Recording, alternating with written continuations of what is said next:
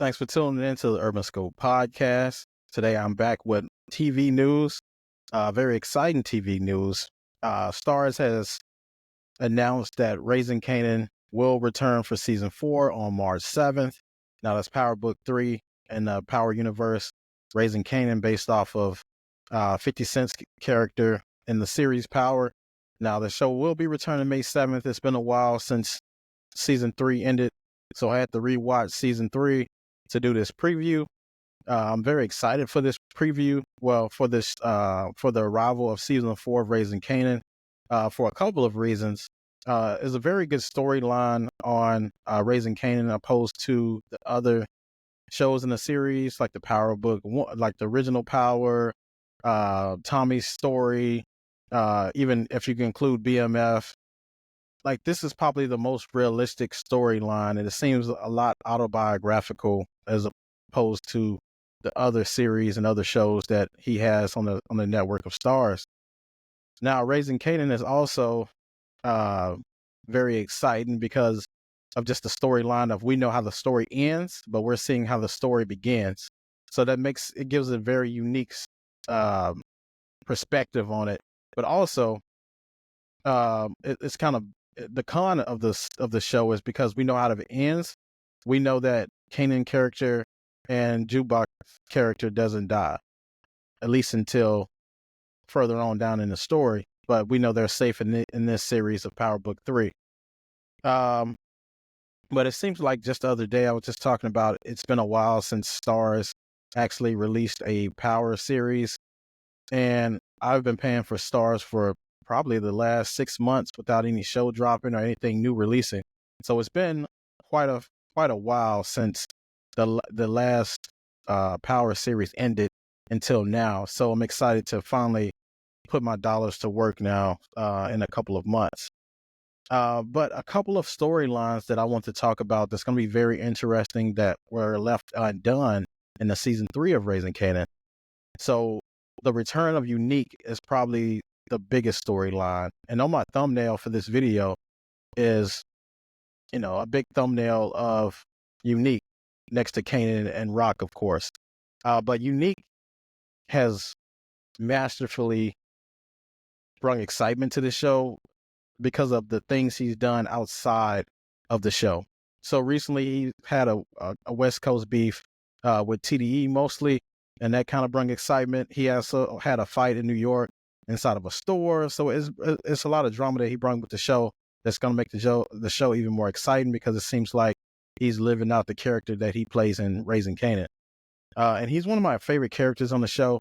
He's a very good actor, and he's a very good rapper as well. But his acting, he's, similar to Tupac, I think, right now, not musically, but acting wise, being able to emulate a character and portray it so well that you either like or hate the character. But he's a very good actor, nevertheless.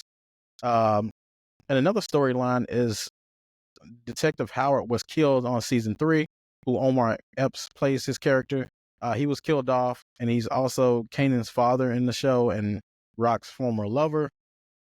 He won't be on the show, and he was killed at the end, unfortunately, and without Kanan having any input in it, because he would probably never agree to something like that.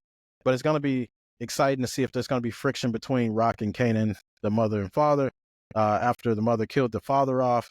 It's going to be exciting to see if they have any more friction. They already have friction from the jump, but there's obviously going to be more friction. So it's going to be interesting to see over those next 10 episodes in season 4, how that all unfolds. Also, seeing the death of his father, will that make him more fierce? We know how his story ends and how he became fierce, and he really didn't care too much about loyalty or anything like that. So is this what created that with inside Kanan? We will see. Sean, who's ironically, Sean is a character on the show, but he has the same name as 50 Cent's or Kanan's son later in the series. Is that name significant? Will we ever find out? Is that name related to his son's name in the future? But Sean had a pending case and was being questioned by law enforcement about a murder that he allegedly did. So how would that unfold? Will Sean break under pressure, or will Sean find a way to maneuver around that, especially with the Detective Howard? Pops and Snap and Snap Pop and Snaps, who is like the distributor for Kanan and for Unique's crazy brother, who we thought Unique was killed off, but obviously at the end of season 3, he resurrected and he never died. I never thought for a second he was dead because they never actually showed him dead, and I knew he would pop up at some point of the series. But will Pop and Snap have friction with Kanan and Rock due to them killing off their moneymaker, their so-called right-hand man? Will there be tension there? The drama with Lou, Rock's brother, will he finally, get back to his normal self, or is he still grieving over the death of the guy that they killed in the earlier series? Will that will that all unfold?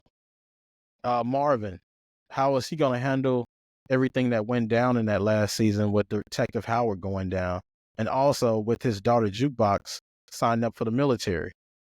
And that leads me to Jukebox. Will she actually find herself after her girlfriend died of the overdose? Will she be able to figure things out? She signed up for the military, but she seemed on the fence about it.